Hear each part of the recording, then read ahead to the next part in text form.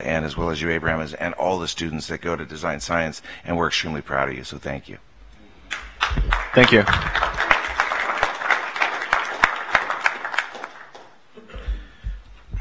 Adopt the resolution recognizing the month of October as National Cybersecurity Awareness Month.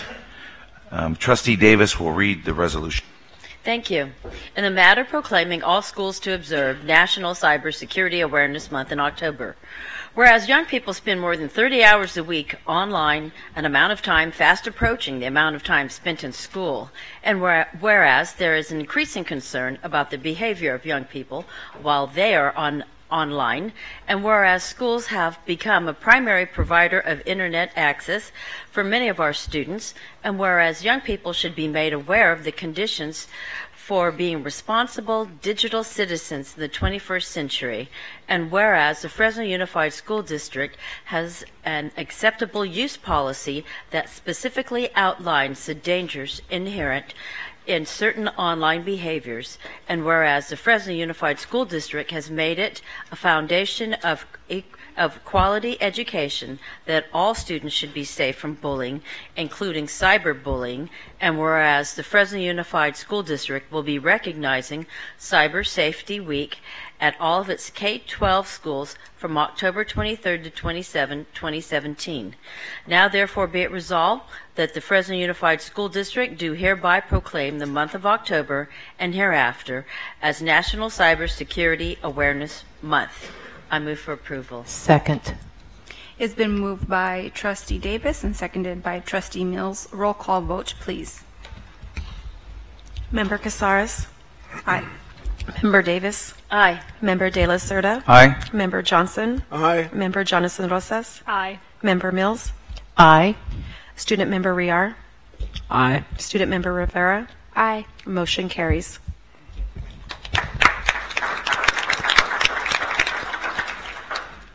Next item is to adopt the resolution recognizing the month of October as LGBT History Month. And I will be reading the resolution.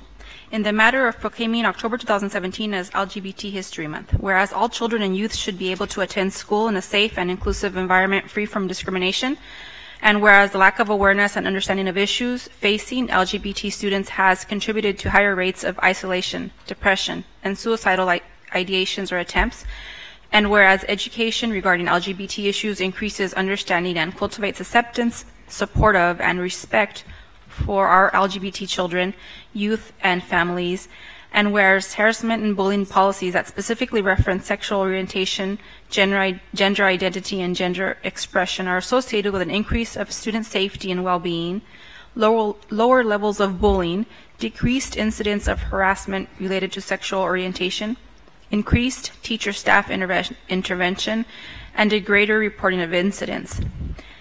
Now, therefore, be it resolved that the Board of Education of Fresno Unified School District designates October 2017 LGBT History Month and encourages sites to celebrate the accomplishments and contributions of the LGBT community. And I move for approval. Second. Second. Lots of seconds. Will, before we call for the roll call vote, can I please have Pat Barr, former board president, please come to the podium?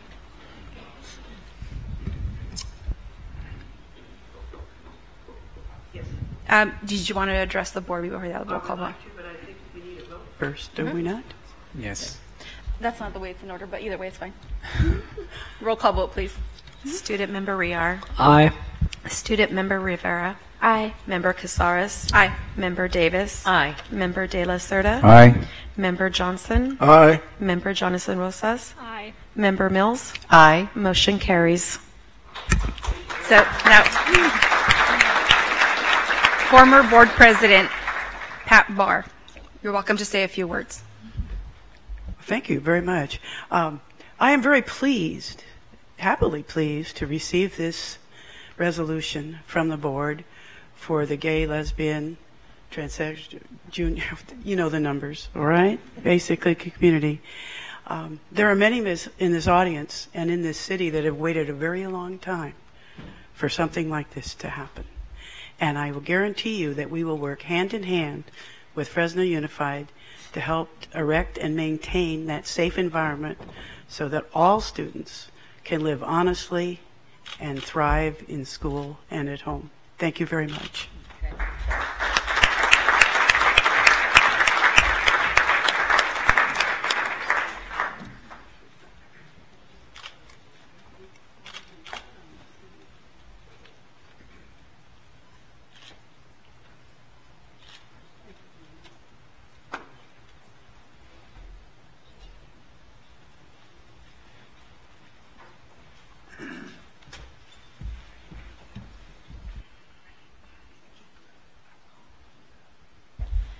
Next, we will hear from our superintendent, Bob Nelson.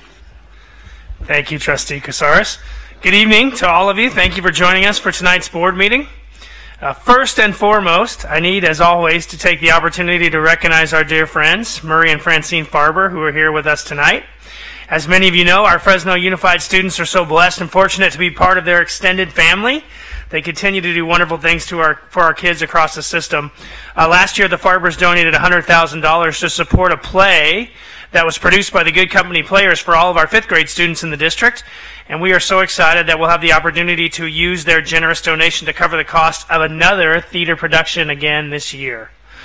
So it's due to outstanding community members, just like the Farbers, bless you both, that we're able to expose our students to more of the arts and to nurture something essential, because the arts are truly essential for our students. So again, we appreciate so much your generosity and support. Let's give them our thanks.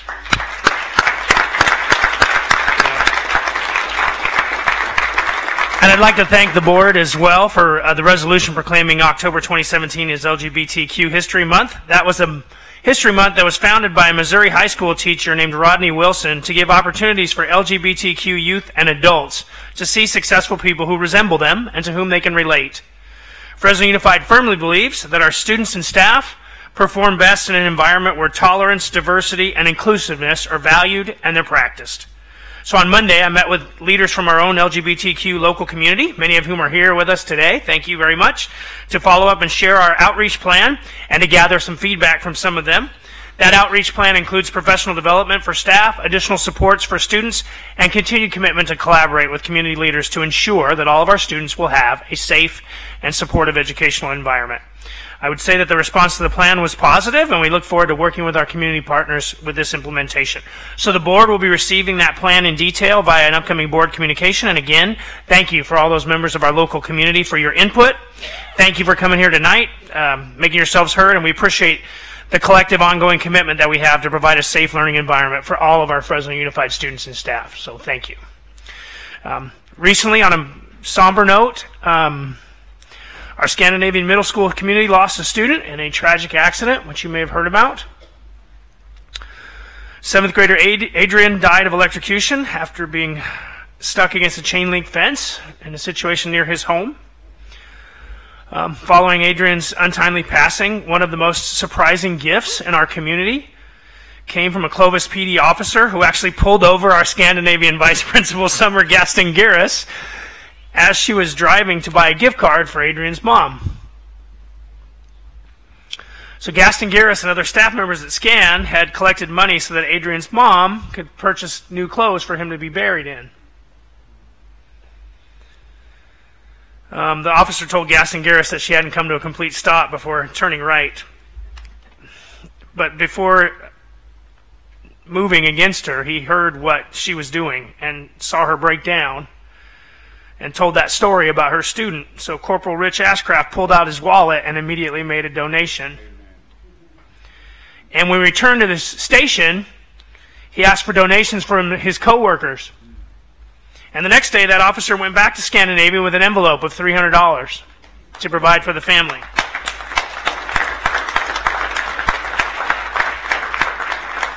Then our own Fresno Police Department officers that are assigned to Scandinavian raised money to provide a gift card from Vallarta Supermarket, and our good friends at Lifetouch Photography created a photo package for the family in this difficult time. I just want to thank every individual that came together to support Adrian and the family that he leaves behind. That outpouring of love and support the family received as they prepared to lay Adrian to rest is truly overwhelming. And that's what Fresno Unified is really all about when it comes right down to it. It is that type of family. So thank you to all that were involved in that process. I'd also like to give a big shout out, you heard about it before, to Big James Henderson, a former weightlifting champion, for sharing his inspiring life story and his skills with our Heaton Elementary kids. His appearance was part of the Champions of Tomorrow program, which features pro athletes telling their life stories and encouraging students to overcome life's challenges and finding success. So Big James Henderson provided an inspirational assembly for students and demonstrated his strength by ripping the phone book, as you heard, and bending a skillet in half. It's just an awesome opportunity. This program is made possible through our partnership with our wonderful partners at the Fresno County Superintendent of Schools. So thank you, Jim Yovino and his staff, and all of that they do on our behalf to provide for our students.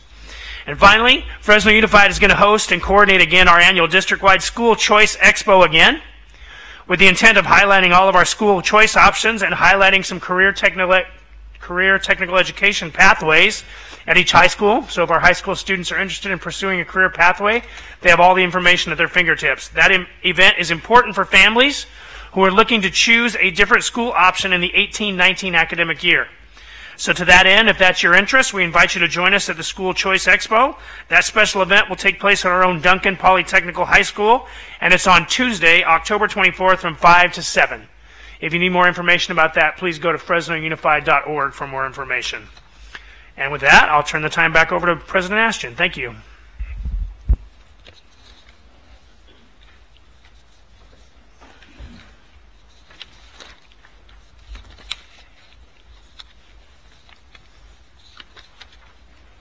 Thank you, Superintendent Nelson. Consent agenda. All consent agenda items are considered to be routine by the Board of Education and will be enacted by one motion. There will be no separate discussion of items unless a board member so requests, in which event the items will be considered following approval of the consent agenda. Are there any items to be pulled for further discussion from the consent calendar? Member Cazares. A8 and A9. A8, A9. Member Jonathan Rosas. A5 and A9. But A5 and which one? A9. Okay. Not seeing any others. We'll start with... I move for approval of the following. Thank you. I need a motion, and it was made by Member Davis. I need a second by Member De La Cerda. A roll call vote, please. Student Member Riar. Aye. Student Member Rivera. Aye. Member Casares. Aye. Member Davis. Aye. Member De La Cerda. Aye. Member Johnson. Aye. Member Johnson Rosas. aye. Member Mills. Aye. President Ashton. Motion carries. Excuse me. Item A5, please. Request proposal for U.S. Communities Cleaning Supplies, Equipment, and Custodial-Related Products, Services, and Solutions. Ms. Temple. Hi. This is more than anything, more than a question. It's a comment. I think it was about this time. Well, it wouldn't have been this time last year. It was a few months ago. I inquired about environmentally responsible cleaning products, and I saw that that was one of the criteria. And so I just wanted to thank the purchasing department, to thank your staff for including that as a criteria. Specifically, we have a lot of kids with asthma and upper respiratory issues in our district, and I know it's something that a lot of these cleaning products are asthma triggers and affect our kids' health, and so being more conscious about what we decide to use, what products we use at our school sites is really important to the health of these kids, so I really appreciate that. Thank you. Thank you for your comments, and good evening. Excuse me, Board President Ashton, members of the board, and Superintendent Nelson. I just wanted to follow up so that those watching know what we're referring to, and this is a bid award for custodial excuse me, supplies and services.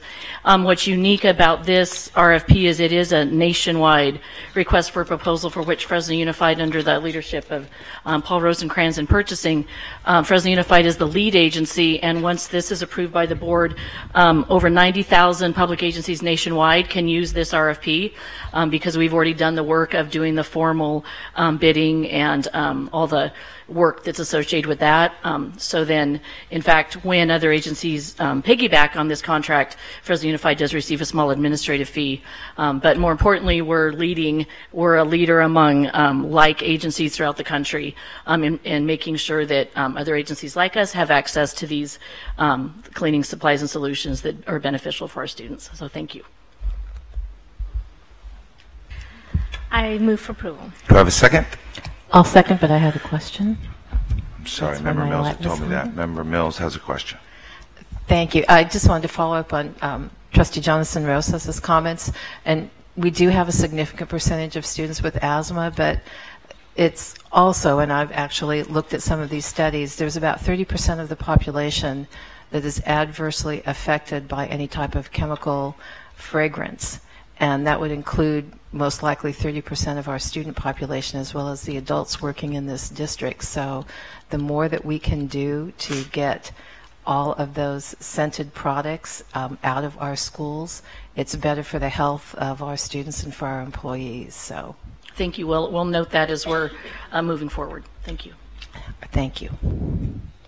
So we had a motion by Member Jonathan Rosas and a second by Member Mills. All those in favor? Aye. All those opposed? Motion carries. Item A8, which is to ratify the cooperation and shared responsibility agreement with the Fresno County Superintendent of Schools. That was my item. I had just a couple of questions. The first question I had was whether or not this program was slated to continue in future years, because it seems like it's a program that was ended already. Good evening, Board President Ashton, members of the Board of Education, and Superintendent Nelson. This is the final year of a 4-year grant, so this is the last year of the opportunity. Okay, then I'd really appreciate it, and it could be done through a board communication, if you could provide us some reporting on the outcomes and goals reached for this program, or how it was successfully integrated into our classrooms, or what came out of the program, so that we could know, be able to report that out, and whether or not we need to advocate for it to be refunded. Absolutely. We actually are working on the report for this year, and so I have the first 2 years' data that we're preparing and finalizing now, so I'd be happy to get a BC out to you. Perfect, thank you. That's all the questions I had, and move for approval. Second. Motion by Member Cazares, second by Member Davis. All those in favor? Aye. All those opposed? Motion carries. Item A9, ratify change orders and filing notice of completion for the projects listed below. Member Jonathan Rosas. Hi. So also more of a comment. I noticed that in one of them, portables were removed or were removed, and they had originally been put as part of the contract for work, and then the other, I forget what it was, but it just site operations, and so it just occurred to me that these two might have been prevented with just better school site communication before we put these things out to bid, because the schools would have that information. Right, and in fact, the one of them is a credit. There were portable buildings at the campus on Turner, and they were inadvertently included in the scope of work, but those were portables that were there only while we were doing the new construction project. So that was an oversight when the scope of work was developed. However, that was a credit to the district because it reduced the scope of work. Regarding the painting performed outside of normal working hours, that one, I believe that was a REL. That one was due to not fully having the summer school schedule when we developed the painting schedule, and so we hear you, and in the future we'll make sure that we coordinate better. Thank you. I move for. Oh no, you had. Sorry. And I think my question was going to be on that of the role painting outside of school hours and having to add additional working days the contractor originally thought they were going to be during summer hours when nobody would be there. Is that what the idea was? Right. The scope of work they bid on would have included painting during normal work hours, but because summer school is held there and we needed them to paint after normal working hours, that was why the increase. So it was a differential for the time period. I think I just Because when we do confused myself exterior more. painting, we can't do it when children are on campus. Right. So, But you said the scope included normal working hours. right, but the painting had to be done outside normal Right. working hours. Okay. It just seems to me if they know it's during normal working hours, don't they know that children are going to be there? Well, this was during the summer, so typically, which is why we paint during the summer when schools. We try to work on schools that are unoccupied. And in this case, there was a scheduling issue in terms of the scope of work for the painting project was identified prior to fully understanding the summer school schedule. Then the summer school schedule impacted the hours where the paint could be applied. So it's a lesson learned for next summer. Do I have a motion to approve? So moved by Member Jonathan Rosas, and a second? Second. Second by Member Davis. All those in favor? Aye. Any opposed? Motion carries.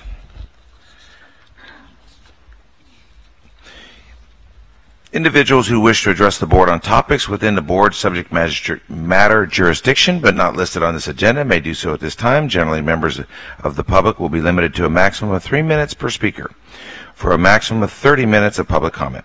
As designated on this agenda, individuals with questions on school district issues may submit them in writing. The board will automatically refer them to the superintendent.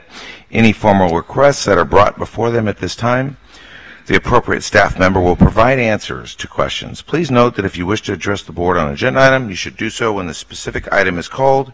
We have 8 speakers that wish to do this.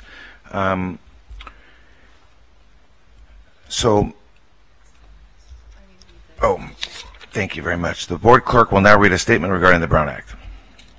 The Brown Act requires the public to be given an opportunity to speak on matters related to school district business during the board meetings, and this board welcomes public comment as designated on the agenda.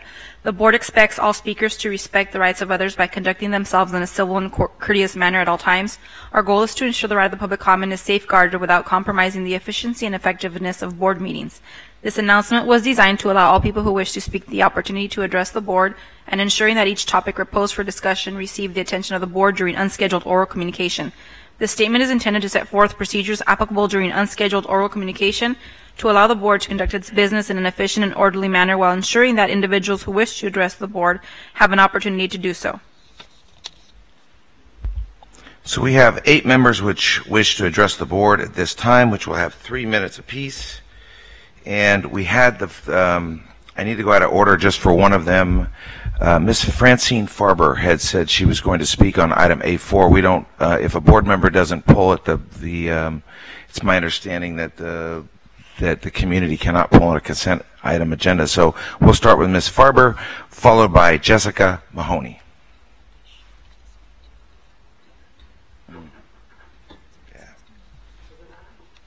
No. Thank you. Thanks, Bob. Good evening, board members and Superintendent Nelson. No need to keep on thanking us because our reward is when we saw last year the production that the Good Company players scripted and for which they and some students from Roosevelt designed costumes, scenery, lighting, sound effects. It was really remarkable when you learn about the revolution and the founding of our country through your textbook and in class. It's kind of one-dimensional. But when you see it on stage and you see the multimedia production where there's a video of horses, you can see the horses' hooves running along during the battle, and you hear the cannon and the lights are flashing and there's thunder. And then also Benjamin Franklin, for a while at the beginning of the play, is a substitute teacher at Fresno Unified. It really has a remarkable effect on the students, and we were so pleased to see it. And we look forward to seeing it again this year. And we'd like to invite you all to come because I think you'll find it worthwhile. It's going to be between February 6th and 9th. It's going to play at Roosevelt. And please do find the exact schedule and make sure you're there because I think you're going to enjoy it very much. Thank you. Did you want to say? Small addendum. We've gained a lot of satisfaction at what we've been able to do in helping the children of the district. Our hope is that more people will join in. When you do, when you work with them, there's a great satisfaction. So please join in. Thank you.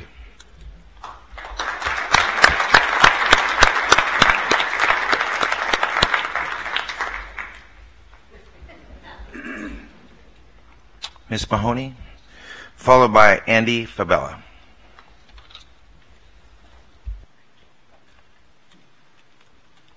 Good evening. I just wanted to thank the board superintendent about doing the resolution for the LGBT History Month. I'm going to try to stay calm, but I think it was rude for Mr. Ashton to leave during this reading of the resolution. I also think it was rude for him to leave during the vote of the resolution.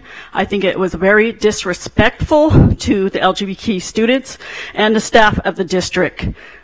And I hope at the end of the meeting maybe you can see or tell why you left during the LGBT resolution. And now I'll play something else. I don't know that we can. I don't know that we can play. So far, a lot of people joined us and rejected Proposition 6, and now we owe them something. We owe them to continue the education campaign that took place. We must destroy the myths once and for all, shatter them. We must continue to speak out, and most importantly, every gay person must come out. As difficult as it is, you must tell your immediate family, you must tell your relatives, you must tell your friends if indeed they are your friends, you must tell your neighbors, you must tell the people you work with, you must tell the people in the stores you shop in,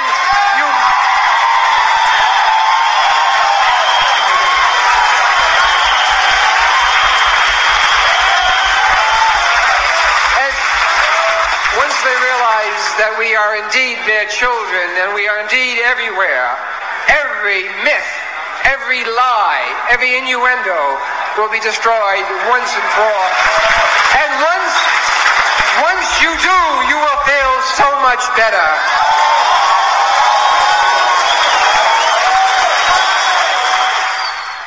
Shame on you, Mr. Ashland.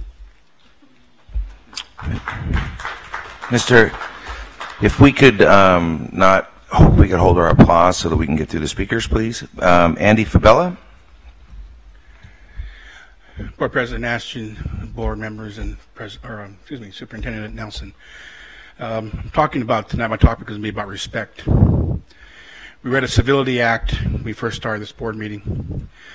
According to the Supreme Court of our country, we disrespect our people, this nation, or some of them, every time we salute our flag. Our Supreme Court has said that when you say God, when you say liberty and justice for, they fixed it. They said you're supposed to say all instead of God. When Mr. Delacerda has his rosary beads there, he disrespects all the Catholics in this district because that's not what beads are for. They're just using them as a misogynistic thing there, and that's just not what it's there for. This is not a place for Christian prayer.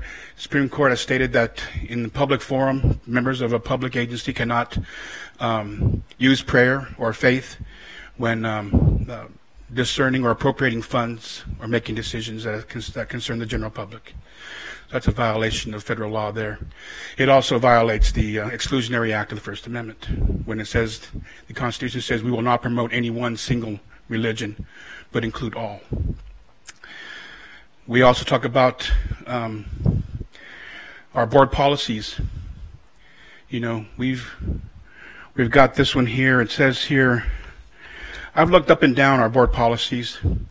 I can't find anything that says anything about censuring a person or removing a person as board president.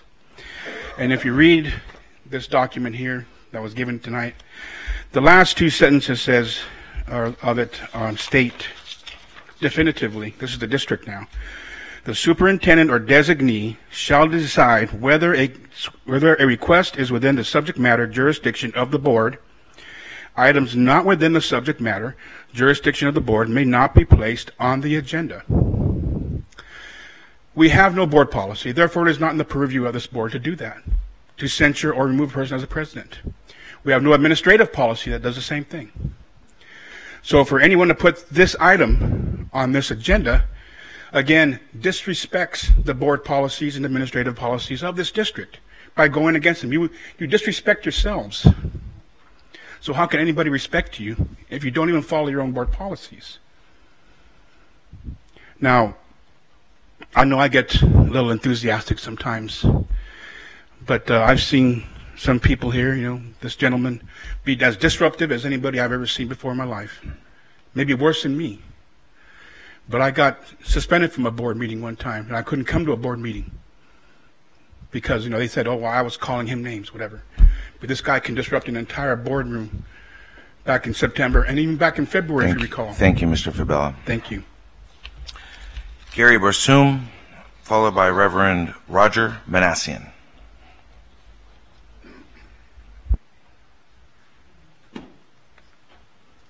Thank you. I appreciate the time to do this. My name's Gary Barsoom.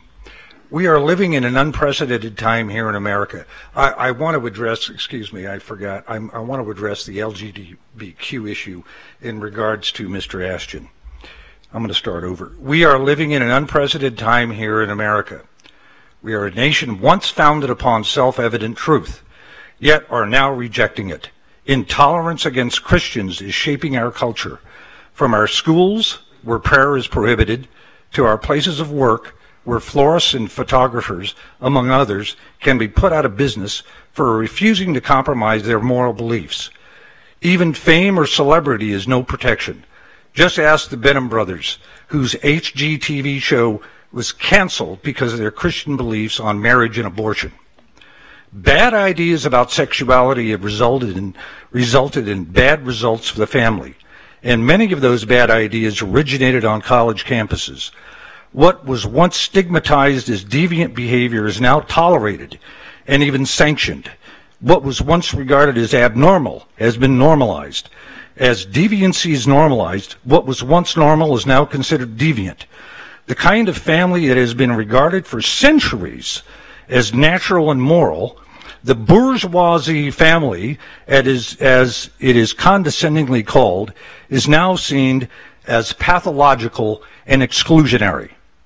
Why would we expect decades of teaching sexual promiscuity in our schools to result in sexual restraint in our students? Why are we surprised at the selfishness of our culture when we have immersed several generations of our children in a curriculum that teaches self-esteem more effectively than it does science and civics? How can we possibly think teaching values clarification rather than moral absolutes will result in a virtuous people? We seem to think education is about acquiring more information than embracing more ethics. The educational establishment has lost its way, and as a consequence, our culture is losing its sense, and we are in danger of losing our souls. You have my backing, Mr. Ashton. Thank you. Please, let's hold our applause, please. Reverend Roger Manassian, followed by Bishop Gerald Westbrooks.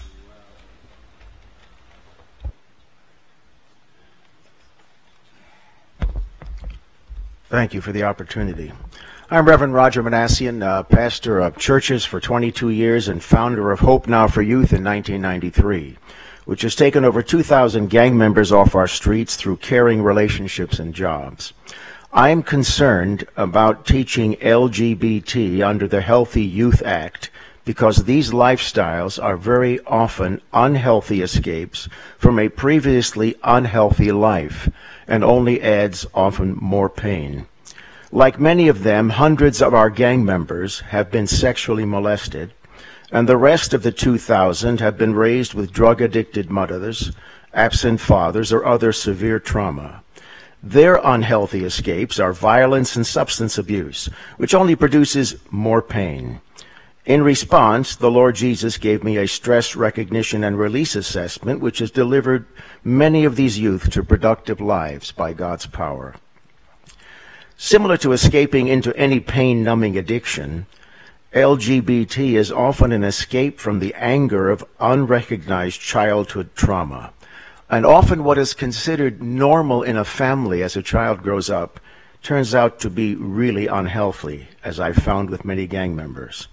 At the heart of every child who is abused is a desperate loneliness that can only be healed by the love and infinite worth that God places on them, often through the caring relationship of others. Let's not add more brokenness to their pain. Let's encourage true caring on the road to health.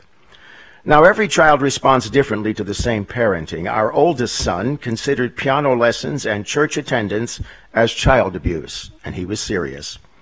Tragically, he died from his motorcycle addiction. Our second son received the same parenting and is a musician in ministry today.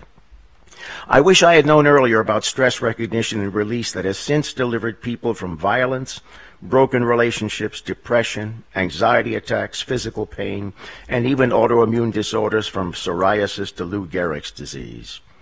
Let's not teach our children to worship the American idol, which is, as we well know, sex anytime, sex anywhere, sex anyplace, sex anyhow, with anybody. The Bible says we were created in the image of God. Male and female, He created them. We can help our children get past their pain and anger to embrace their wonderful God-given creation. Thank you. Thank you. Let's please hold our applause. Bishop Gerald Westbrooks, followed by Zoyer Zindel. To the President, Brother Brooke, Bob Nelson, and this distinguished board, I celebrate you tonight. I didn't come to crucify anybody. I come to celebrate you and what you've done for my life. My granddaughter, who came from the Fresno Unified School District, who ran into bullets being shot in Las Vegas because she knew who she was. God created a man and a woman, period. I didn't come to crucify you. You be what you want to be. You do, Bishop, is what you want to do. we'll have to speak at the microphone because they're recording it. But my children, I have 13 of them. I have 48 grandchildren. And now we're starting to have the little ones, the great-grandchildren, coming aboard. And I'm teaching them in the way of the Lord. I don't blame you for leaving. I don't agree either. But I'm not going to crucify anybody. You said something that turned my world upside down when this thing first started. You said, I'm concerned about the children. Be concerned. I don't want my children taught this. I could care less what government says, what you, this board, say, or what anybody in that audience could say. I want my babies to be sound. I spent the weekend at a wedding with my children, and we sit down and talked about this. Brooke Ashton, my sons, NFL players, my grandsons, lawyers that you've created in this school district, sit down, and I bring you a message from the Westbrooks Brewer family. Fight. Stand. No matter what.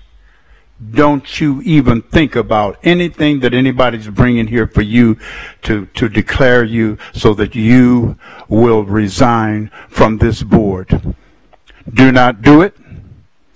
I need you and this board to take care of my babies in the face of all this madness that people are trying to perpetrate upon my children. I thank God for you, and I'm praying for you. Thank you. God bless you tonight. Thank you, Bishop. Zoyer Zindel, followed by Jordan Fitzpatrick.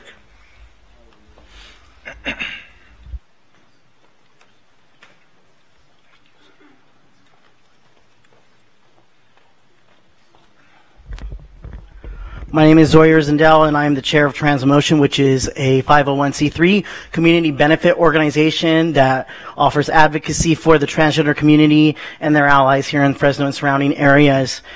So first off, I definitely want to thank Superintendent Nelson and the other staff who have been meeting with us to make changes in the district and make positive changes so that LGBT students can feel safer and not ashamed for who they are, something that is inherent and innate and something that they cannot help. No one should feel ashamed for being alive. Just the way no one should feel ashamed for having brown hair, for having brown skin, etc. I'm also very disappointed.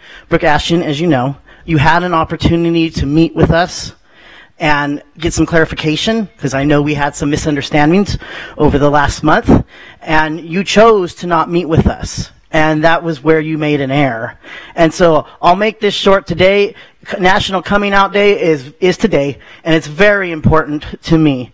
I was born today, 31 years ago. I was born on National Coming Out Day. And for my birthday, I only want one thing, and that's your title. I don't think that it's a good idea for you to remain as chair for the safety of all students. This is not a safe place, this district. And it will continue to not be a safe place until you're removed. Thank you very much. Please. So if we can, I'm going to ask you one more time. Please do not. Let's not applaud one way or the other. Jordan Fitzpatrick, followed by Michael Kurnisoff. Michael J. Kurnisoff, Jr.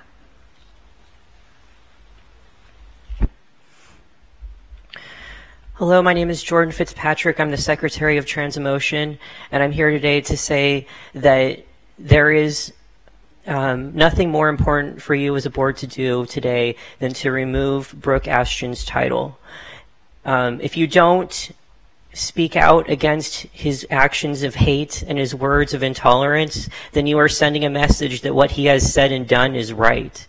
And comparing the LGBT community to the Ottoman Empire and saying that by speaking up for ourselves that we're like the Ottoman Empire and committing genocide, that's terrible, that's wrong. And so you need to remove Brooke Ashton from the board, or else you are saying that homophobia and transphobia and hatred of the LGBT community is okay. And as long as he is on the board, Fresno Unified will not be a safe school district, because words like yours contribute to the students feeling unsafe and even suicidal. And so that's why I'm here to ask you to remove Brooke Ashton's title. Thank you. Thank you. Mr. Kurnisoff, Jr.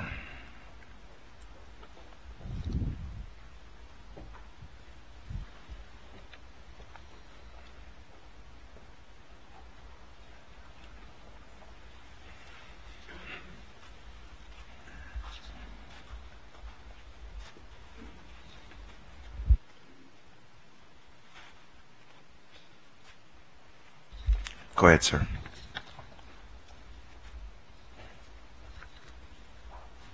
We're not going to be able to read that in time. Go ahead and speak, please. What you have in front of you is a breakdown of an incident where my daughter was almost hit in the school crosswalk along with an employee and several other students. And the school principal, as well as the superintendent here, have selective amnesia, don't like to follow up on it. Superintendent hasn't emailed me back. Principal, when I called, tried to say that it wasn't a student. The staff member identified the student. Student's an unlicensed driver driving the vehicle to school every day. And basically, this guy, he speeds past my wife in the neighborhood on Garland. This is Duncan High School. And as he's speeding down Garland, you got the crosswalk person. It's a school security, Miss Rose. And she's got the car stopped, and he just goes right through it. And he almost misses my daughter. My daughter intuitively figures, hey, something's not right. And she stops. All she had to do was put her arm out, and she could have touched the truck. And so since this incident, I feel like it's just been brushed under. To say I'm disappointed is highly an understatement. There should be enough of these. Did everybody get one of these? Because with this paper right here, I've itemized in a chart a breakdown of the entire flow of events. This here is a copy of the emails. So you can see the email on page 3 that I sent to the principal. And then above it, you can see where I forwarded it to Mr. Nelson here. Still hasn't emailed me back. It's been about a week. Requested he put his response in email. So we had a lockdown also. Some kid brought a gun on campus. And, you know, we didn't get phone calls till we were at home eating dinner. Only my wife got one. I know I'm on that list where we're supposed to receive phone calls. But that was really upsetting because we got a phone call from our daughter, you know, while the lockdown was going on, while there was there was a gun on campus and some shots went off. So that was upsetting. And then, you know, it's like to add insult to injury, you got that.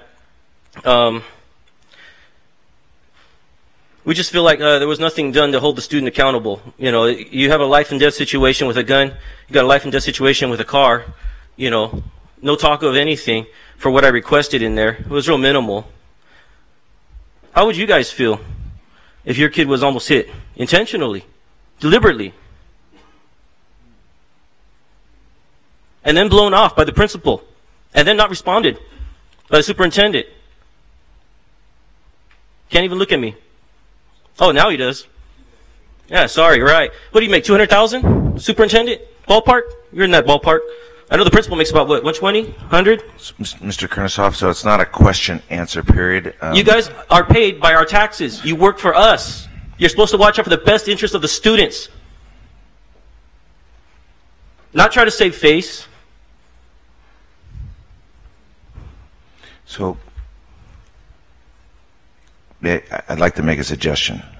Can we have somebody meet with you and your family and try to resolve this deal and figure out how we're going to The next step, I'm going to go to the news. So I'm disappointed because they haven't done anything. Mr. Kurnisoff, your time is up now, but the news. Anybody want a copy? The news is here. Can somebody, Superintendent Nelson? Can somebody? Brian Walls, our superintendent, Assistant Superintendent Brian Walls, will meet with you. Anybody want a copy of the incident?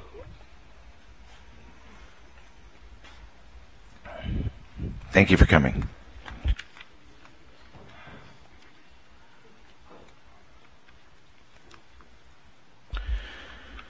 Okay, item B10, I will turn over to our clerk, Cazares. Item B10, discuss. Agenda item B10, discuss censure and or remove as president of the board, Mr. Brooke Ashton. Presentation by Reverend Bill Netsevich.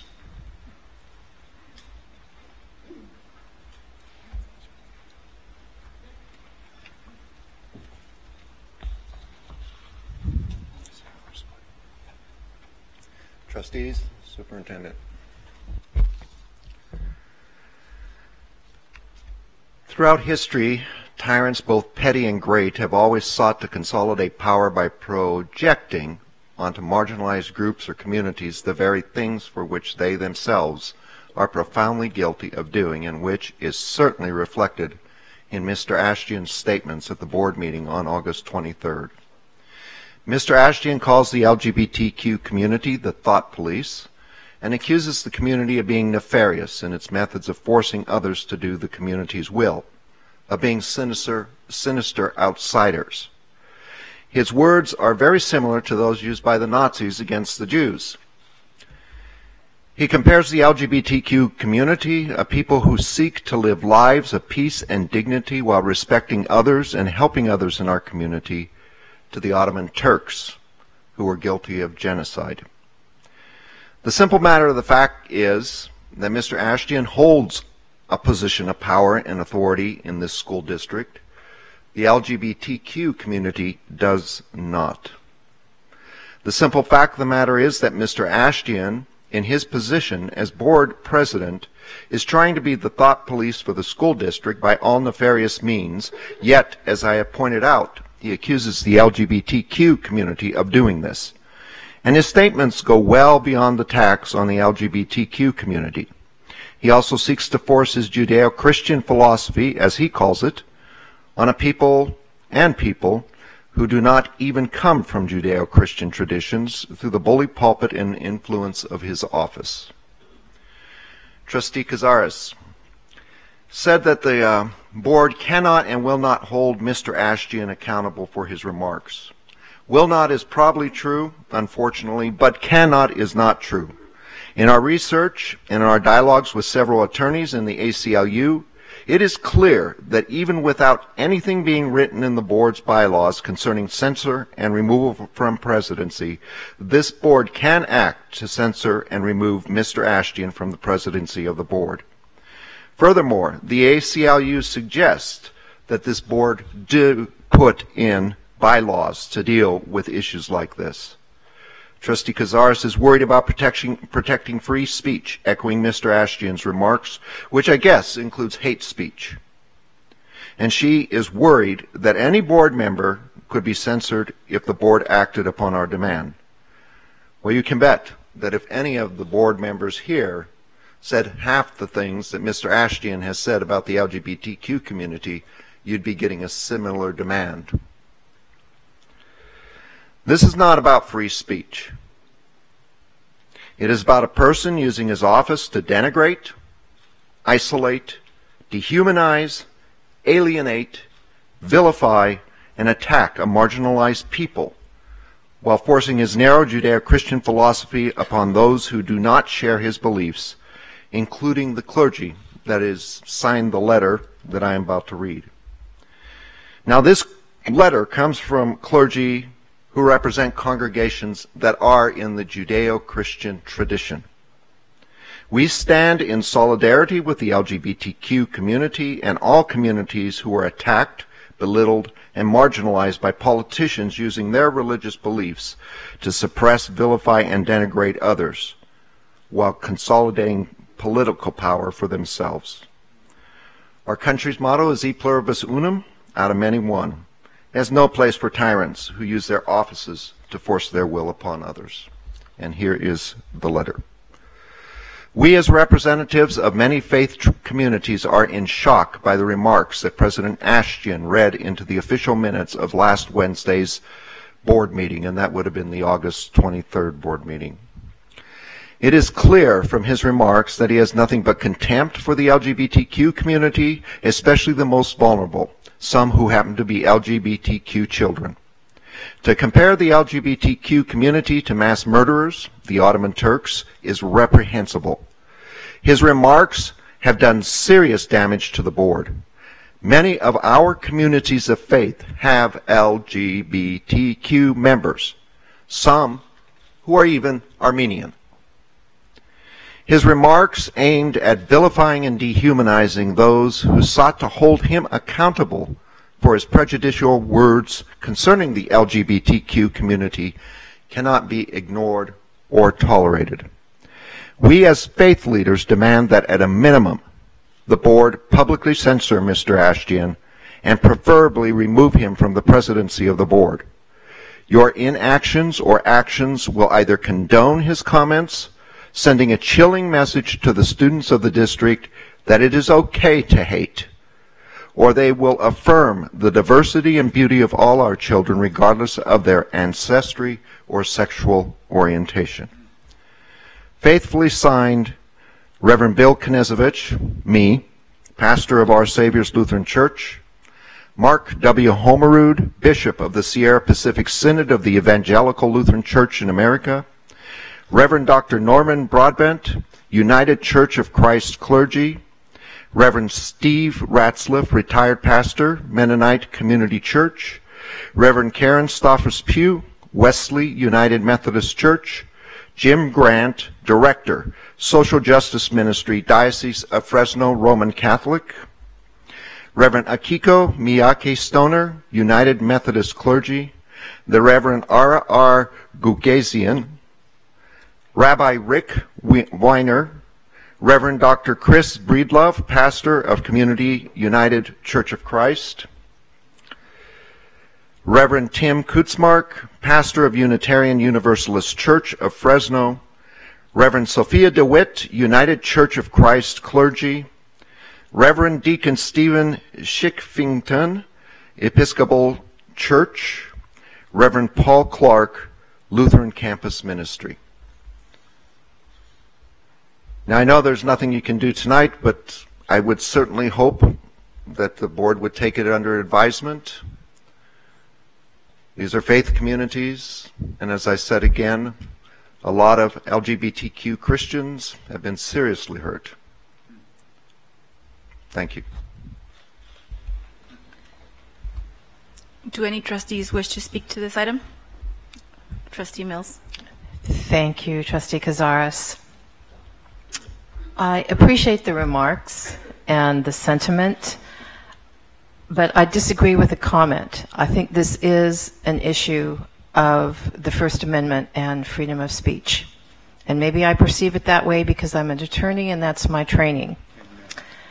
And there was an article in the paper recently in the Fresno Bee, and the caption says, "Racist speech is protected, panel told."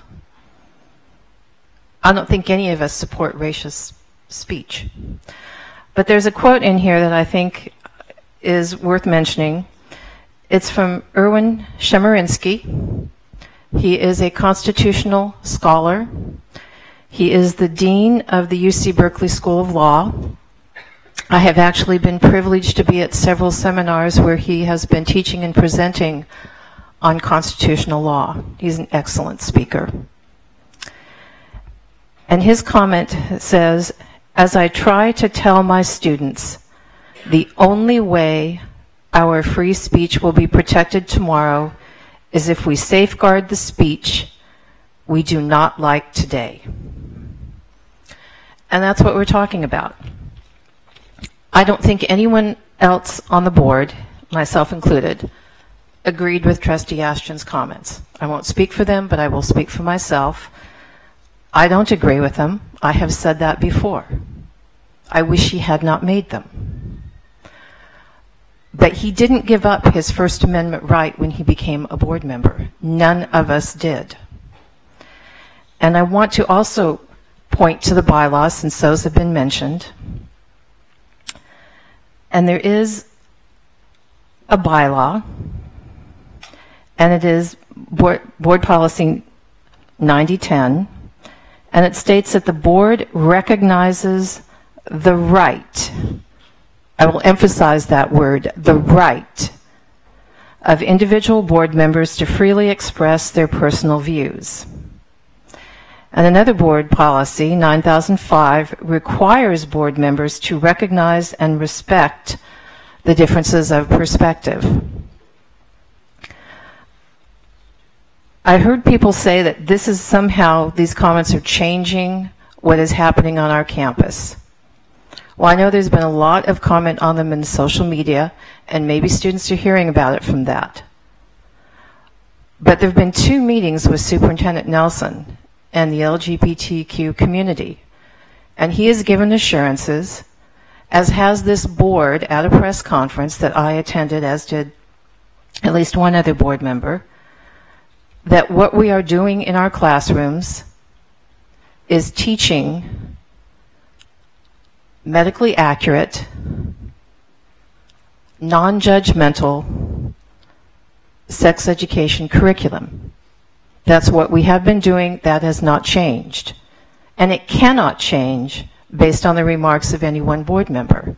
No one board member has the power to change anything. That only happens with a board vote from the majority. The superintendent has given assurances that we're taking additional steps to the extent any class of student feels unsafe. And we hope all of our students feel safe on our campuses. That is the goal for all of us. I understand that these remarks were very hurtful to members of this community, including some very close friends of mine. But if you want attorneys and others to defend your right to your position and your speech, then you have to acknowledge that we have to defend the right to express the views and to defend the rights of those with whom we disagree. That's what freedom of speech is. It's not about protecting the rights of those that you agree with to say what you want to hear. It's about protecting the right of people with whom you disagree. And I understand that that may be a difficult concept, but lawyers take an oath to support the Constitution, and every board member takes an oath to support the Constitution, and that includes the First Amendment, and that includes freedom of speech. And I have received a lot of emails. I have sat through many board meetings where people expressed their views, and I think, frankly, civil discourse can be difficult when there are such disparate opinions. But that is what we expect, and that is what a democracy demands. And I hope that people do not really expect me to condemn the right of someone to engage in free speech. There is a distinct difference between condemning the speech, which I do, and condemning and punishing someone for exercising that freedom of speech. And I have difficulty doing that second one, because the board, for one, has absolutely no legal authority to remove somebody from the board. And that's how the conversation started off. And in terms of removing somebody as a board president, Trustee Cazares is correct. The bylaws don't provide for that. What state law does provide is that the board holds an annual organizational meeting at which we elect our officers. And state law also mandates and dictates that that meeting be held in December. And our bylaws mirror that, and that's what they call for. And I think, frankly, there's been a lot of conversation about this. We've listened to the community at many meetings, but I think the superintendent had the right approach. If the point of this is to make students feel safer, if the point is to provide additional services for students who need it, we are willing to do that as a board and as a district. But the way to achieve that is through a conversation with the superintendent and through a collaboration, not by each group attacking each other.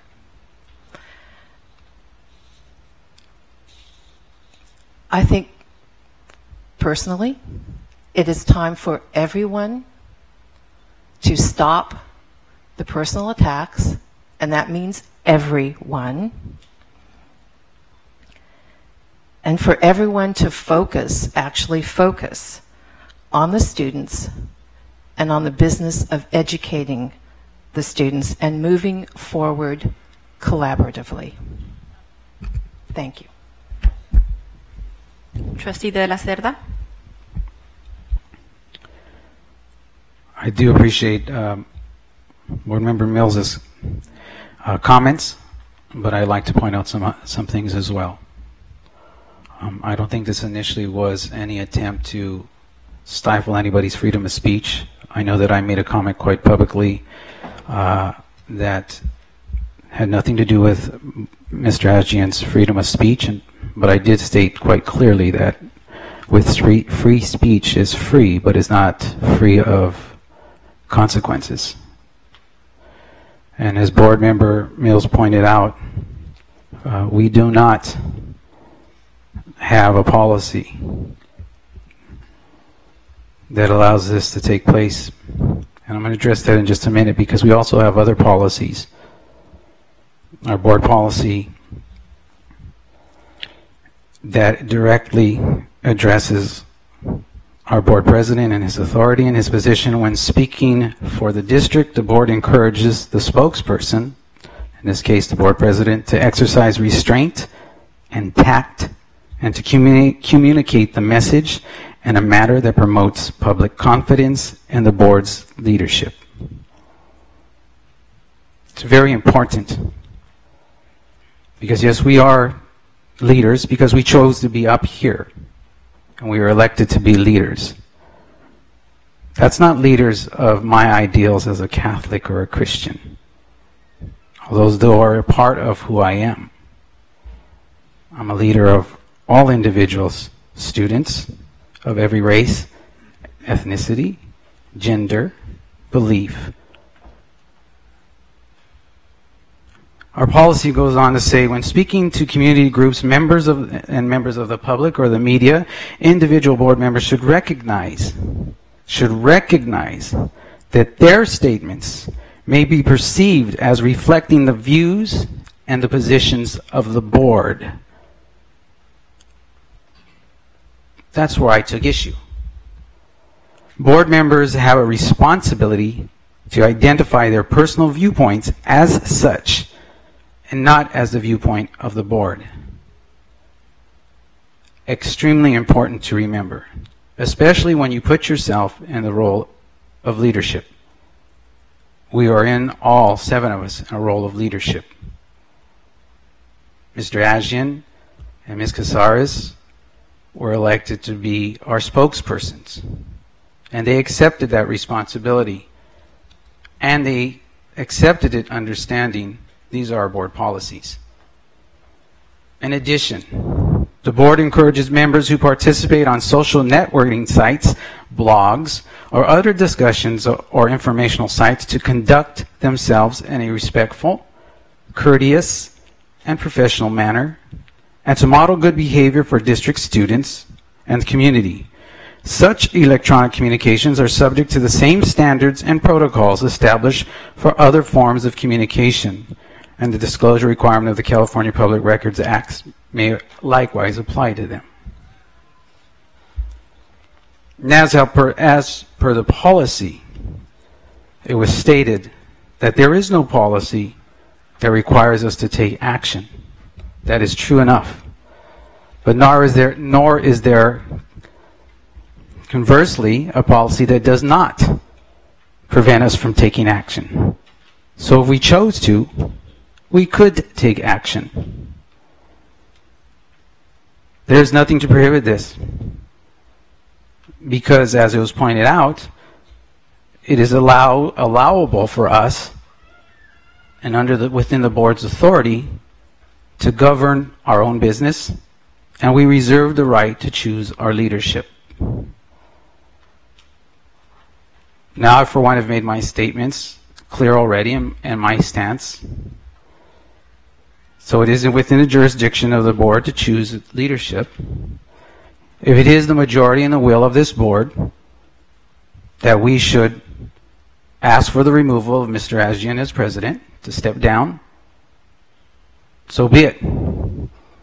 But if the majority is unwilling to do so, I would encourage and insist that at least and at the minimum, we censure Mr. Ajian based on what has taken place, based on what our board policies require from our leadership, specific to us all, but more so to our leadership. This is not a case of freedom of speech or taking one's freedom of speech away. It is in following with board policy and their expectation as a leader using board policy as that guideline and that understanding when you place yourself in that position of leadership. Our job is to represent each and every child that comes into our district, that crosses the threshold of our classroom. As a teacher, as an educator, in my 33 years that I started, those times in classroom, I did not have the right or the ability to tell students as they came into the classroom, I will teach you and you, but not you. No way not you. Maybe you. You might have a chance. You don't have a chance. Every single child that came into my classroom was my responsibility. Every single child that comes into our district is our responsibility. As leaders, we have an expectation to And as teachers and educators in whatever level we are in this district, we have an expectation to accept and teach and support and love our children. More so we have in the back our expectations of character that we want to share with our children. But as I stated before in our boardroom, that requires us as leaders, because we've chosen this position, to accept the responsibility of those characters, to uphold those characters, the same characters that we want to establish and help our children grow into. And the limited time that we have your children, we have that same expectation for ourselves as the teachers, as the educators, as the leaders. And that is what this is actually referring to. And our board policy is clear enough about our words and our conduct. This is not to prevent anybody ever at all, and I'm saying this quite clearly, to prevent them to have their freedom of speech. In my mind, that would be nonsensical. But when you are in a position of authority, and you choose that position of authority, you have to also choose your words carefully and wisely, especially when you are in a position such as ours in the field of education. Because our children are listening. Our children are not unaware of what's taking place.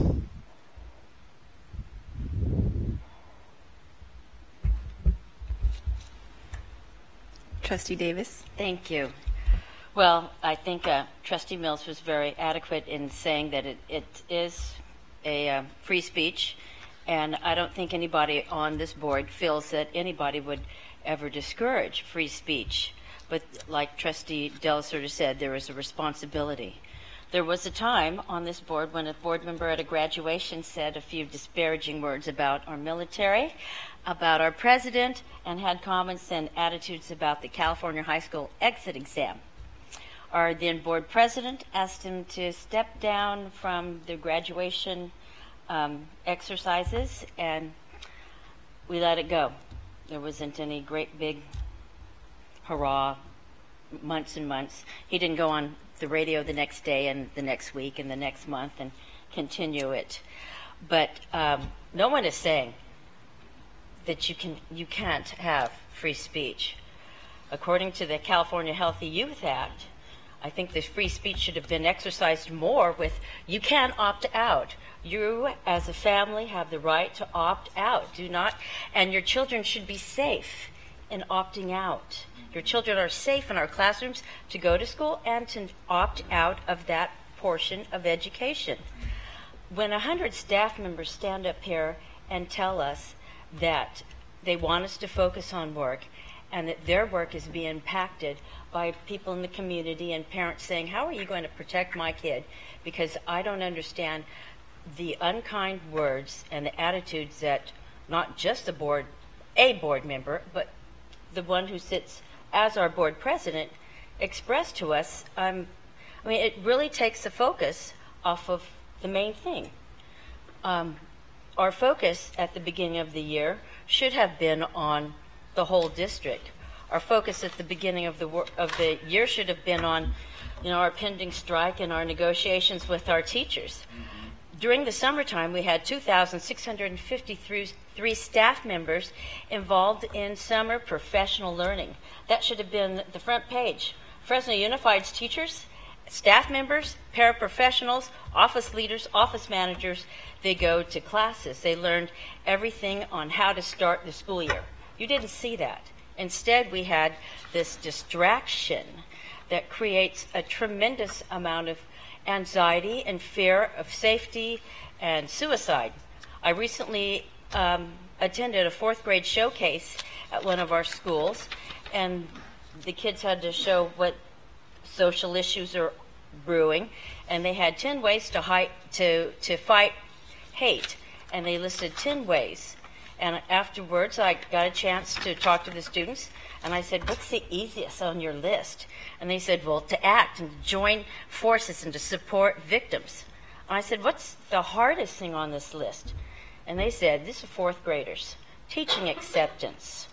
So if we can learn anything in school, we should learn acceptance.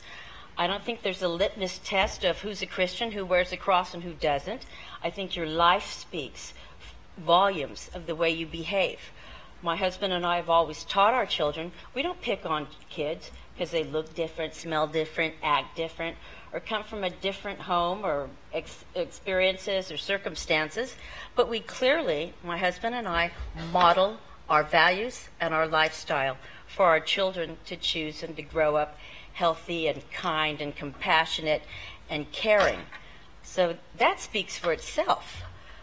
But our focus needs to be, and I would challenge anyone who sits in any position, their focus should be the education of our children.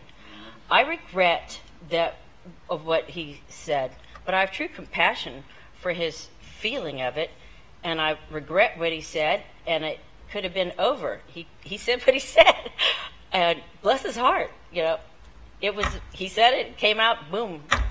But continual, continual day after day, hour after hour, radio, talk show, blogs, etc. And, when I run into clergy, and I thank the clergy for coming in tonight, and I see you at breakfasts and luncheons and events, I always grab Pastor Franklin or H. Spees and my own pastor, Don Hargis, and say, pray for us. People who go to the Vatican, I tell them, light a candle for us. Remember Fresno unified. And in the morning, I am tremendously grateful for this meeting when I wake up. And I don't know your name, but I see your face, and I call you out. And my thankfulness and my attitude of gratitude for the work these people that sit in these chairs do on behalf of our community, your children, your grandchildren, your nieces, your nephews, your people. Because in our life, that's all we have. Our cars are mortgaged, our house is mortgaged, or some things are paid off, and the only thing we truly own are our children. And we all collectively own every child in this community. I may sit in this area and live in the Sunnyside area, but I don't respect any border. I'll go to another school and I'll see what's going on, and I'll encourage teachers at every school, the principals at every school, like all of our board members. A lot of our board members, their children live in one area and they attend other schools outside of their area. They have the opportunity to really access the very best things and choices in our community. Mr. Ashton is a likable guy. He's got great stories. He was kind and enough to take me home after one meeting. He went out of his way because I live on the other side of town, and I appreciate that. But it's a matter of what will do the better good. Will every word that comes out of my mouth help and support students in the classroom, teachers in the classroom, principals, people at the school site, as well as people here? So if given the opportunity, I wish that we would have had more governance and strategies for how we can I have a master's in governance as well as Trustee Mills, and Trustee Ryan had one, and you went to CSBA. There's classes for that, and there's strategies, so we don't fall into a pitfall like the situation that we have found ourselves in. So I just think that we need to really call a ceasefire. No more radio, no more blogging, no more television, and let's stay focused on our students. Let's make the main thing, as they say. And I clearly would truly look forward to new leadership to lead us collectively for the safety of our children and the many staff members that are facing our students in our community. Thank you. Trustee Johnson. I'll be brief. Listening to Trustee Mills and everyone else, I'd just like to say that Ashton, he has the right to voice his opinion. But also, I think that as a leader, he needs to temper what he says, because when he took this oath of office, he was supposed to deal with how the state wants to educate our kids. The other part that I would like to say, when we talk about freedom of speech, there's a contradiction in all of that, and I'm going to go in a different direction. When we talk about our children, and then when I look at this flag here, and when I look at football games on Sunday morning, where you have 85 to 90% of people that look like me, then we then do not have free speech, because most Americans don't like for me to kneel. So we can see all of these contradictions when we talk about Judeo-Christian ethics and philosophies. And when we can go back into history, we understand that many times people use that Bible, and I'm a Christian, use that Bible to lynch people on Sunday mornings after leaving the church. And see, people don't like to hear that. But see, I just can't sit here and listen to all of this stuff that comes up. The individuals who came before the dais, I support you, and I'm not going to say anything negative about you, because the same kinds of persecution that you go through, I've gone through that persecution for years. And when I used to carry this flag as a United States military man, certain places I could not go without in my uniform, okay? So when I listen to all of this contradiction, that bothers me. And we need to be talking about, how do we change our attitudes? And when I talk about attitudes, I am talking about my brother down here, that he has his belief, I have my belief, and we are brothers.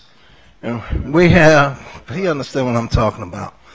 And we need to think about all the contradictions.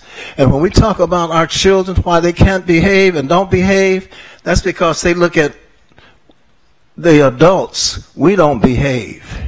We're not good examples for our children. We live in our houses in Northwest Fresno, wherever we live. We live out there in Clovis, and then we talk about little black people. How many slaves are we going to go get? Okay? So education is about cleaning up your mind.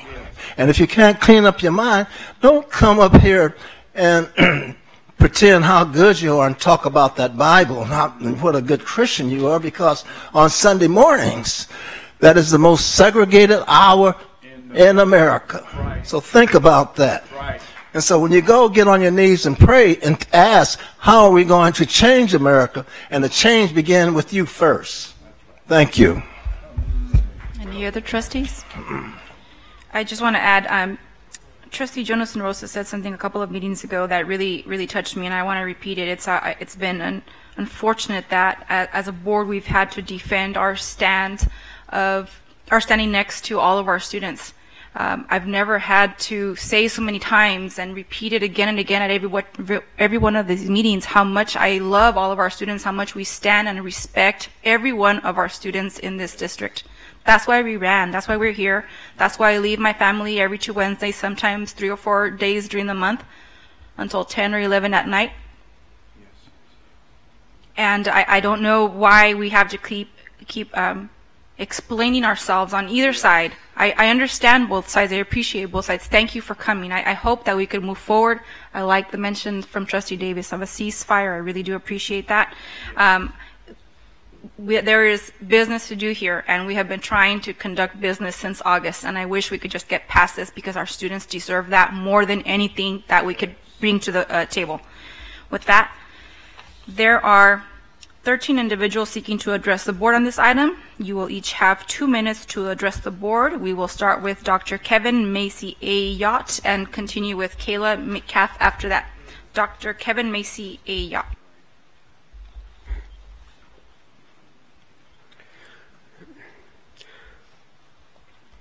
Thank you. First, none of us are calling for censorship of President Ashton's free speech rights. As a professor of communication, as well as a Fresno Unified parent, I revere the First Amendment, and I always defend everyone's right to express even objectionable speech. The First Amendment does not, however, require this board to condone Ashton's speech. A resolution of censure would be one way for this board to express publicly its condemnation of Mr. Ashton's statement. A motion to censure is like any other motion under Robert's Rules of Order and could be introduced by any member of the board at any time. You do not need a policy specifically authorized for censure. You can do this, so it is a choice by each and every one of you whether or not to do so. Second, although the board bylaws do not currently contain a provision for stripping Ashton of his presidency, the board policy number 9312 governing the bylaws states that, quote, bylaws may be adopted and amended by a majority vote of all members of the board following the same procedures as those used for the adoption or amendment of policy, unquote. With all due respect, the notion that state law regarding the election of board members somehow prohibits the removal of a president or the amendment to your bylaws is materially false. Again, you can amend the bylaws to create procedures for removing the president and electing someone else to that role. So you need to take responsibility for the choice not to do so. This is not about removing Ashton from the board, but his public leadership role in the position of board president. The reason that anti-gay and anti-trans harassment and violence continues to occur is because perpetrators hear validation from people like board president Ashton who say it's not okay to be LGBT.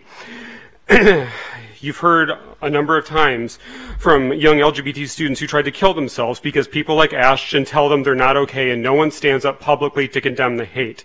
As I said here 4 weeks ago, if Ashton would have said it's not okay to be black or Latina or disabled or female, I can't imagine any of you not standing up publicly to condemn him, and you would certainly be doing it in front of TV cameras. We have a right to expect better than a board president who displays public disdain for his students and the families he is supposed to represent. Next we have, please could we limit our applauses out of respect for the rest of our audience members here. The next speaker is Kalia Metcalf. It's Kalia Metcalf, and I am a parent, and I wrote down because I'm nervous. I was angry when I got here, but now I'm just sad after listening to what everybody has said, so I'm going to stick to what I wrote. But I'm not speaking to you, Mr. President, because I don't think you'll listen to someone like me. But to the rest of you, you see yourselves as good people. You give to charity, and I know you give your time. You obey the laws, and you probably even let people go ahead of you in line sometimes. You see yourselves as good people. I know you love your family. I know you say kind things to each other and to your neighbors. And I know you vote along your conscience.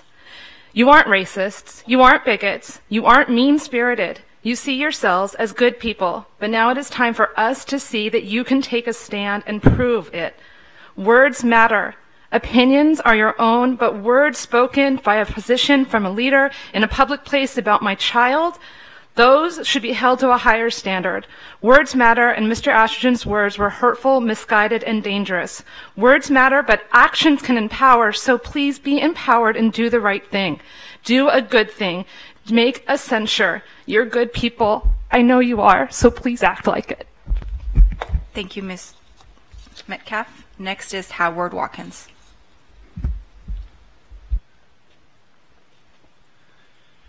Members of the board, Superintendent Nelson, I was once president of the Fresno County Bar Association, and for people that know me, I give a lot of opinions on a lot of issues. But when I was president, I only gave opinions that were consistent with the board of directors and my obligations as president of the bar. If I wanted to give an opinion outside of the bar, I did not incorporate the bar. Trustee Mills, you are correct about members. All of you are members because you were put here by the voters in your district. However, as clerk and as president, you are in those offices because of what the board members did. And so, as a member of the board, not as an officer. You are free to say anything you want. You can spout Nazism if you want to go to a real extreme. That's free speech. But once you are the public face by volunteering to serve as president or as clerk, but especially as president, president's the face of this board. In that office, the president needs to withhold his or her opinion when speaking as the president of the board. Now, when the Bee interviewed President Ashton, I don't know if that was in the board capacity or not, but clearly when he gave his ending speech comparing LGBT advocates to the Ottoman Turks, that was as president of this board. That was outrageous.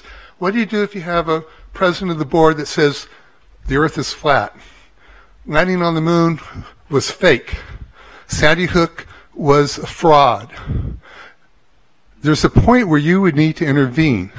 And I believe Robert's Rules of Orders is part of the board structure. I don't know if it is for a fact, but if it is, that's a basis to censure or remove. You're not prohibited from doing it.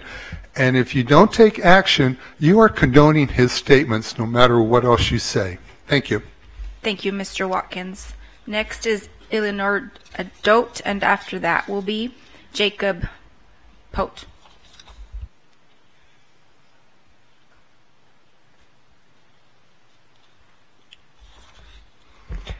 Members of the Fresno Unified School Board and Superintendent Nelson, good evening. My name is Eleanor Dote, and as a Fresno Unified parent of 2 students, I'd like to offer 3 reasons tonight as to why I believe Mr. Ashtian should be removed from the board, or at the very least censured. First, Mr. Ashtian's tenure has been wrought with controversy for most of his presidency. From the investigation surrounding his connection to Bush construction, to his comments which have offended the Hmong community, the ESL community, the special needs community, the LGBT community, even the community of students that live south of Shaw. Mr. Ashtian has displayed a habit of making offensive or inappropriate statements and decisions, which is not what I would expect of my school board president, and at times has even shed a negative light on the district nationally. Second, Mr. Ashtian's actions have distracted from the business of the school board and the order of the school district. The hours spent discussing this topic is time that we should be spending on the education of our youth, not the defense or the criticism of our school's leadership. Finally, Mr. Ashtian's comments have contributed to a hostile work environment both within the district as well as throughout our local communities. Not only have we seen Mr. De La Cerda's letter to the Fresno Bee, but I have most recently watched as Mr. Ashtian has publicly taken to Twitter to criticize teacher salaries and then question the legitimacy of their demands in regard to the impending strike. So members of the school board, is this the type of leadership that we should expect and allow from our school board president? Especially in a time when tensions are high with an impending strike, can we really afford to have a school board president who publicly antagonizes his critics at a time when we need to be mending those bridges? And so with that in mind, I urge you to consider removing Mr. Ashtian from his position on the school board, or at the very least voting for his censure, as his presence has become more of a liability than an asset to our students. Thank you. Thank you very much. Next is Jacob Dottie.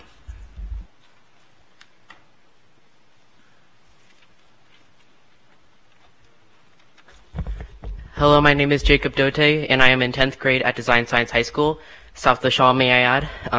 June 5th, 2017, my brother graduated with the class of 2017 at Bullard High School.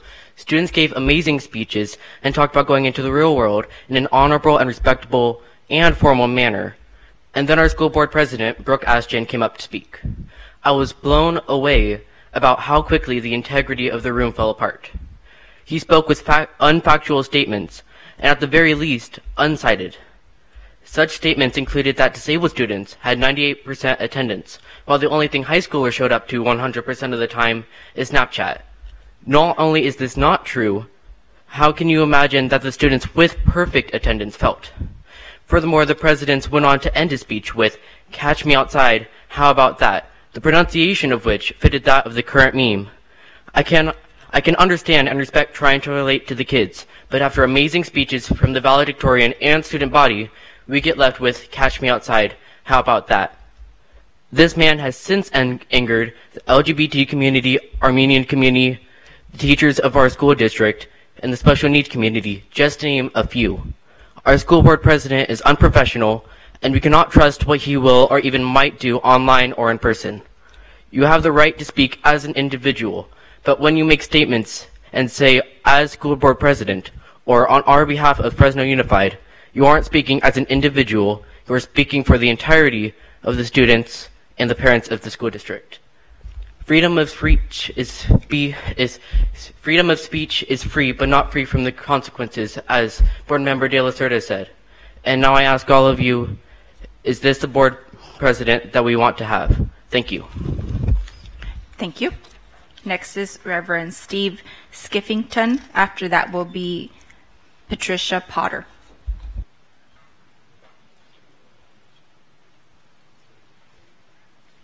Good evening. I come to you today not only as a member of the clergy, but as a father, a grandfather, a retired teacher, and yes, an openly ordained gay man. I was insulted and deeply hurt by the comments that I read.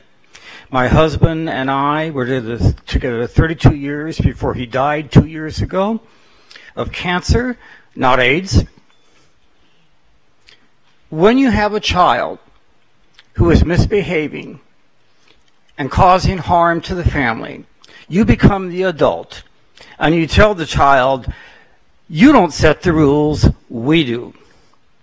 I think this board has already done that by the comments Mr. Nelson made earlier, that in regards to the training of LGBT children and meeting with the community. I thank you for that.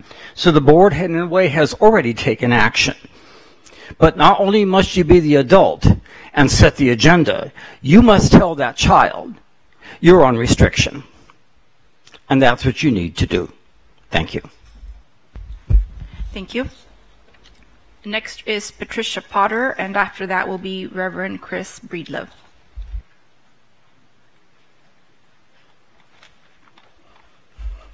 Good evening.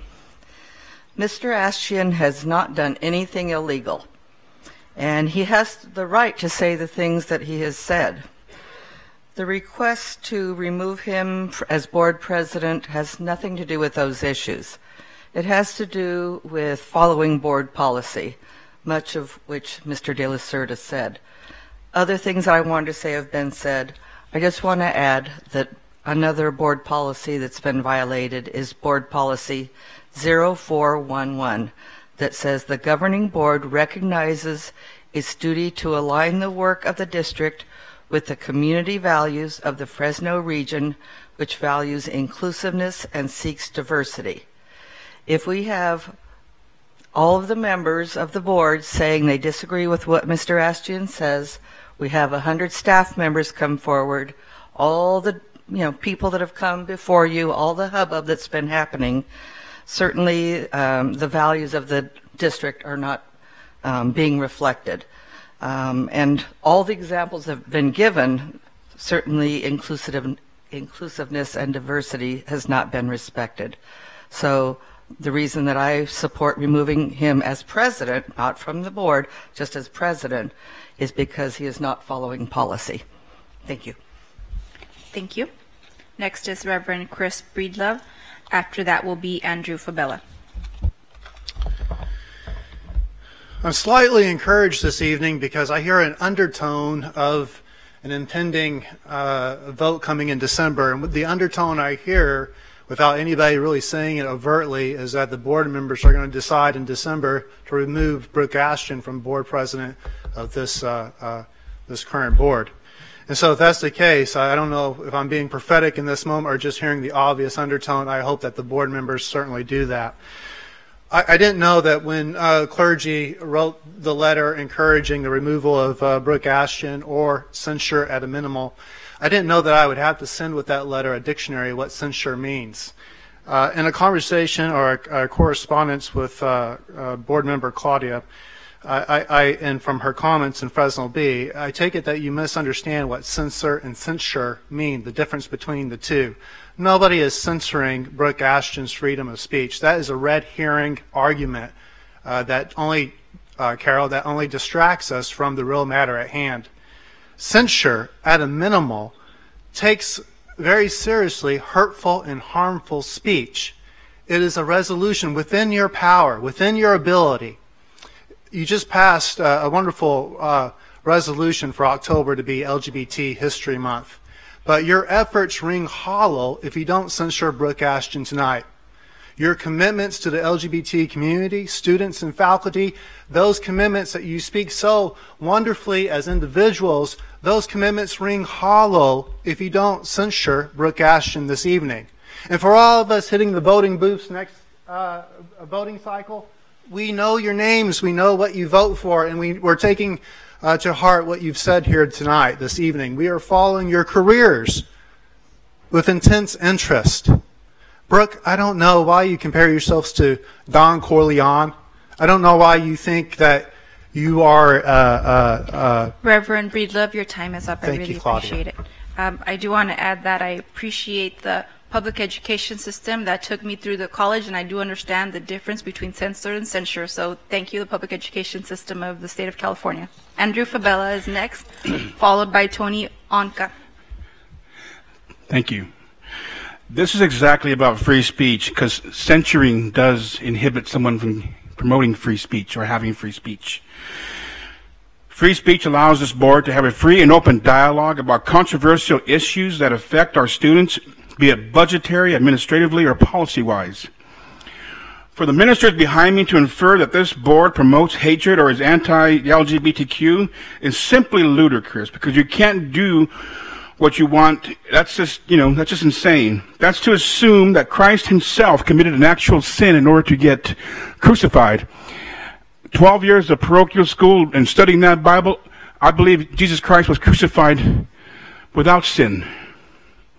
A friend of mine, Jake Green, works for the FBI, and he asked me one time, he says, Andy, what do you think about a government's constitution that not only tries to protect the rights of those who want to make this country better, but also protects the rights of those who try to tear it down? My response to Jake was, God bless America, because it promotes both sides of the pendulum.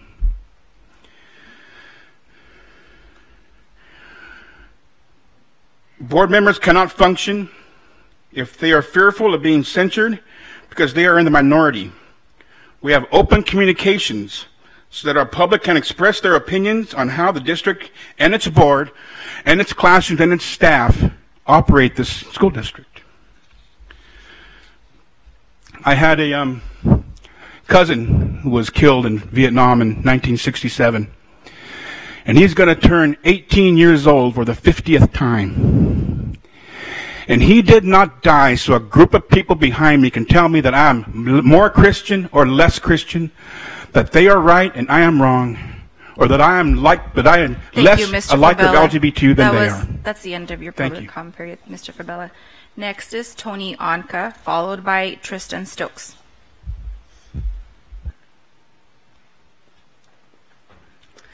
Good evening, trustees and Superintendent Nelson. While it may take time away from the business of academic achievement when so many of us speak at your meetings, I hope you see it as a sign that the community cares and we still have hope and trust in the district to remedy the situation brought about by Mr. Ashton and his public remarks. If this board doesn't respond with the same some tangible action, and then none of us shows up to your next board meeting, it won't be that the issue is dead and gone. What it will mean is that we've lost confidence in your ability to take difficult steps when they are called for. We are here tonight because we still have hope. Actions tonight can include a majority of board members in your public comments later in the meeting verbally committing to not voting for Mr. Ashton to serve again as president of this board. The question is not whether Mr. Ashton has a right to say what he said. It's whether it was the right thing to say as president of the board and representing you all. It wasn't. He did damage to students, faculty, and teachers. Thank you. Thank you, Ms. Onca. Next is Tristan Stokes, followed by Tanya Stokes.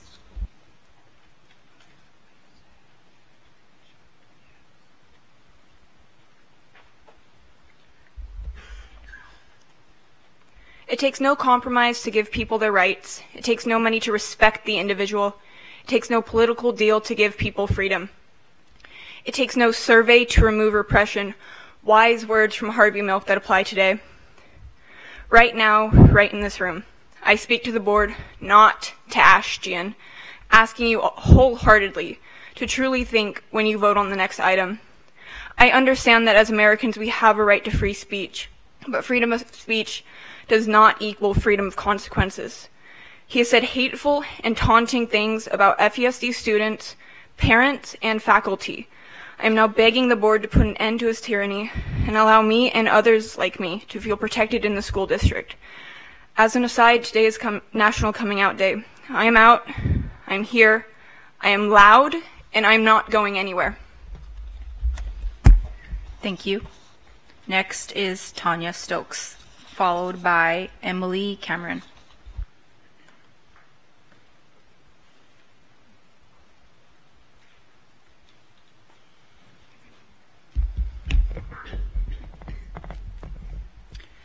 I am an FUSD parent, and I wholeheartedly support Brooke Ashtian's right to exercise his freedom of speech. What I also support are the natural consequences. He has not been held accountable for his hurtful and hateful comments about many of the parents and children of FUSD. He continues to reference and hide behind his Judeo-Christian values as if his brand of morals and values are above all others.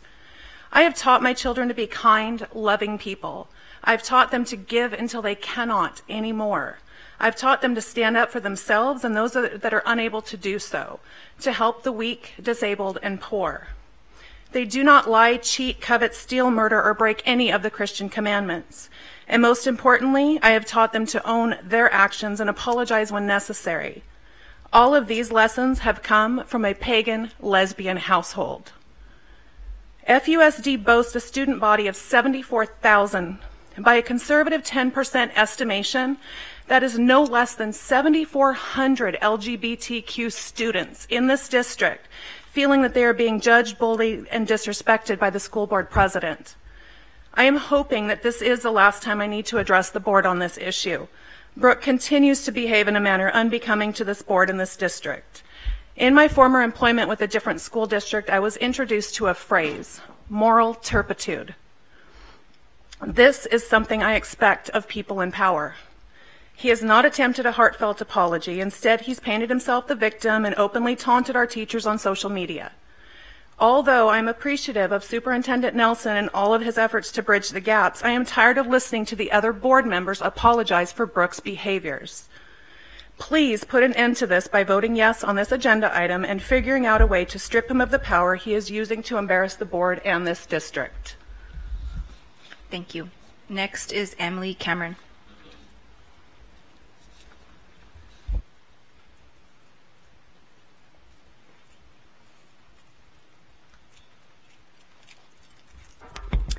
Good evening. My name is Emily Cameron. I am an executive member at large of the LGBT caucus for the California Democratic Party. I've spoken to this board previously, and I don't want to just repeat everything I've said in the past. So I just want to remind you guys that we have a chance here to be part of the solution, not part of the problem. Correct me if I'm wrong, but I don't think anybody sitting in front of me here is lesbian, gay, bisexual, or transgender. And to me, this is like the textbook definition of systemic inequality. There's a bunch of straight people, cisgender people making these decisions, and I'm working very hard now to try to improve the LGBT representation in the Central Valley. I'm hoping now that there's all of this attention on this issue and that people are looking forward to 2018 and beyond, that we can have some challengers for some of these people sitting in front of me who are LGBT folks running for political office. And I'm hoping that if anybody listening tonight is interested or has expressed, thoughts about running for office, that they could seek me out and we could try to encourage a more diverse board of trustees in the future. And also, it's just disappointing having to keep coming over here. The inaction is just very depressing. And I'm quite certain that if this were to happen in any other school district in, Los Angeles, San Diego, San Francisco, it would be quick over and done. But this is so ongoing, and it's just tremendously embarrassing to have to keep doing this. So thank you so much for your time.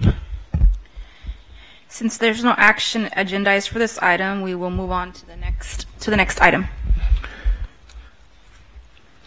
There are no C items for this portion of the agenda. Board Interim Superintendent, are there any Board Superintendent communications? Member Mills. Yes, thank you. First, I know everybody's been waiting for this, but the reserve cap bill was actually signed by the governor. So that has now established that the reserve fund is capped at 10% of the general fund. Secondly, the other bill that has been signed is a Native American Studies bill requiring the State Department of Education to develop curriculum for Native American studies.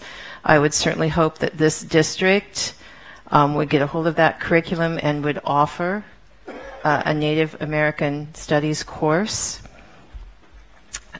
The third thing that I wanted to ask about, because this is something ongoing that is troubling me, and this is with respect to Jim B's vote to not move forward and continue with Kaiser, and that was the vote that came from labor, not from the district side of the vote on that.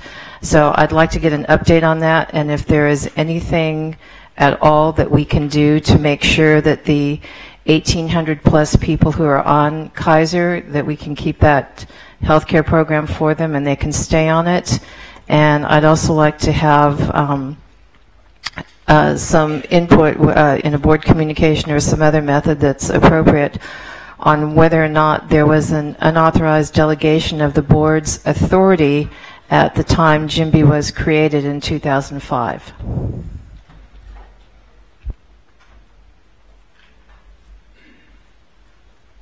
Member Cazares.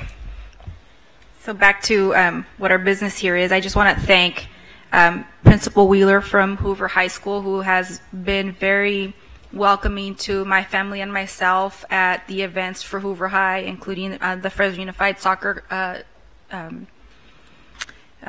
games that happened a couple of weeks ago, the football games where they've just made me feel part of that family from day one. And so thank you very much to Principal Wheeler, Tim Carey, and Nick and their staff.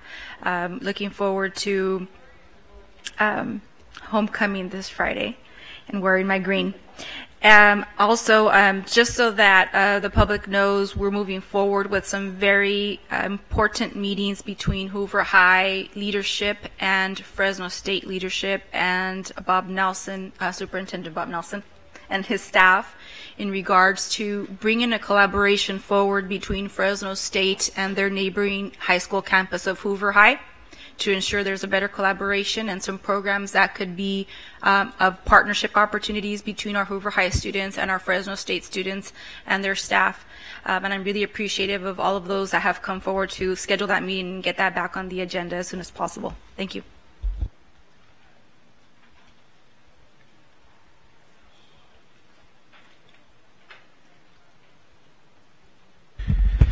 Couple of questions.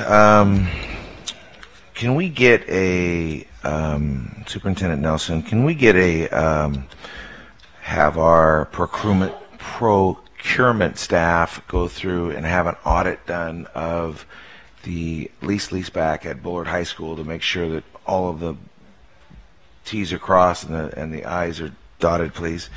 And then, would you also be able to tell, I've talked to a lot of people, a lot of my constituents that have special ed children, and I think it would, I would ask you if you would be willing to, maybe in your Friday message or something, talk a little bit about how we're doing a complete audit with Council of Great City Schools so that our families know where we're going with that, and that they know that the board is that's a high priority of the board. That would be fantastic. And then also, could we get a? We heard from Abraham Hernandez tonight, and then and and the children from Wawona, which was extremely impressive.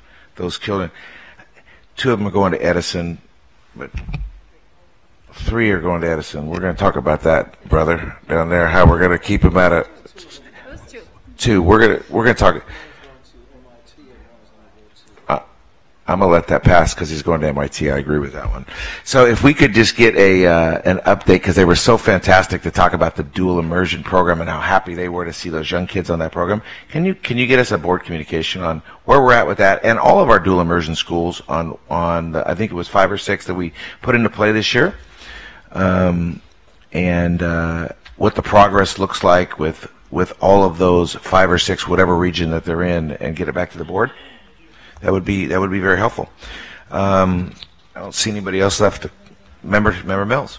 I'm sorry, there was one thing I wanted to add, but I did believe here in the presentation from the design science students that there might be a student who is applying to and perhaps accepted at West Point, but I would ask that we check with all of our high schools and see if any of our students have been accepted into any of the military academies. Frankly, that is a distinct honor, and if they have been, I'd like to have them recognized at a board meeting before the end of the school year.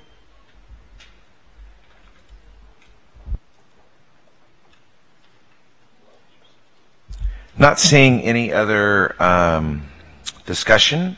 The meeting stands adjourned at 8:20.